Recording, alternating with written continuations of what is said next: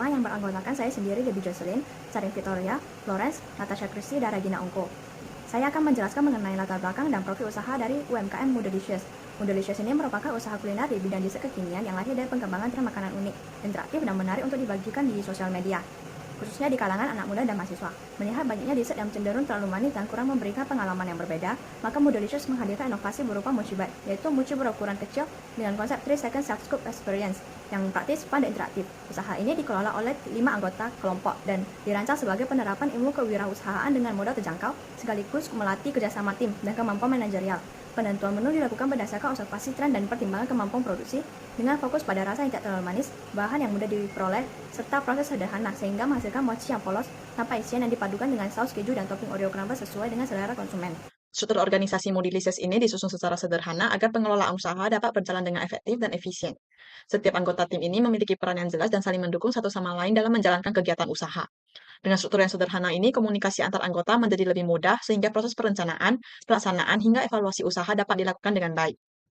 Struktur organisasi Moodylicious ini terdiri dari beberapa bagian utama, yaitu CEO yang sekaligus merangkap menjadi finance, bagian produksi, digital marketing, dan customer service.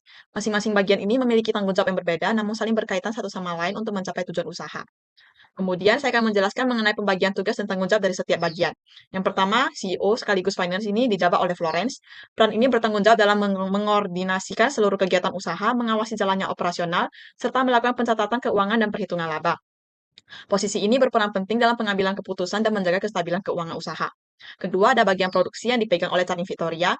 Bagian produksi ini bertanggung jawab atas proses pembuatan mochi, menjaga kualitas rasa agar tetap konsisten, serta memastikan ketersediaan stok produk agar dapat memenuhi permintaan pelanggan. Yang ketiga adalah digital marketing yang dijalankan oleh Regina Ongko. Tugas utama digital marketing ini adalah mengelola promosi melalui media sosial, membuat konten pemasaran, serta menyusun brosur digital untuk menarik minat konsumen dan meningkatkan penjualan. Keempat, ada customer service yang dijalankan oleh Giovanni Winata dan Natasha Christie. Bagian ini bertugas dalam melayani pelanggan, menerima pesanan, serta memberikan informasi terkait produk maupun promo yang sedang berlangsung, sehingga pelanggan dapat mendapatkan pelayanan yang baik dan memuaskan. Dalam pelaksanaannya, pengelolaan usaha Moodylicious ini dilakukan secara bersama-sama dengan sistem kerja yang bergantian sesuai dengan jadwal yang telah disepakati oleh tim. Dengan adanya pembagian tugas yang jelas dan komunikatif yang aktif antar anggota, diharapkan usaha Moodylicious ini dapat berjalan secara optimal dan berkelanjutan. Alur produksi dimulai dari proses pembelian bahan baku hingga produk siap untuk dijual kepada konsumen. Pembelian bahan baku dilakukan secara online. Hal ini bertujuan untuk mempermudahkan proses pengadaan serta memastikan ketersediaan bahan baku yang dibutuhkan.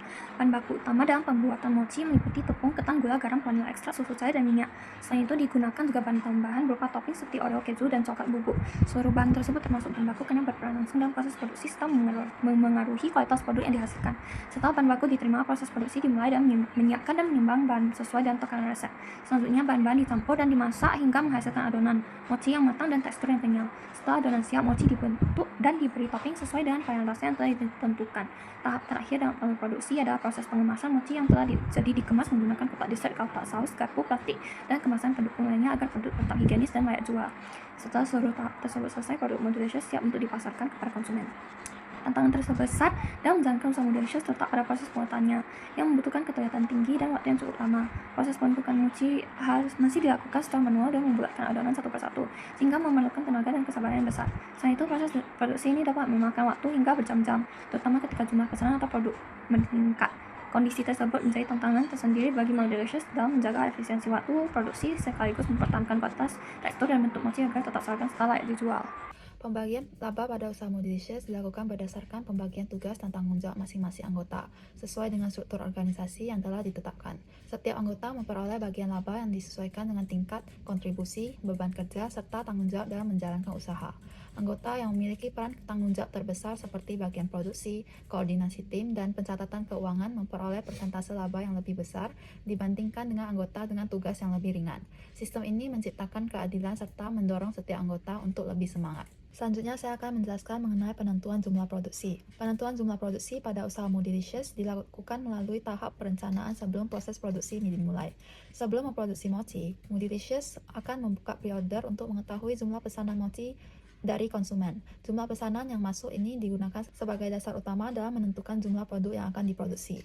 Selain memenuhi pesanan pre-order, Moodylicious juga menyiapkan tambahan stok untuk penjualan offline. Penentuan jumlah stok tambahan dilakukan berdasarkan jumlah permintaan konsumen dengan melihat pengalaman penjualan sebelumnya. Perkiraan ini dilakukan agar stok yang tersedia tidak berlebihan namun tetap mencukupi kebutuhan untuk penjualan offline.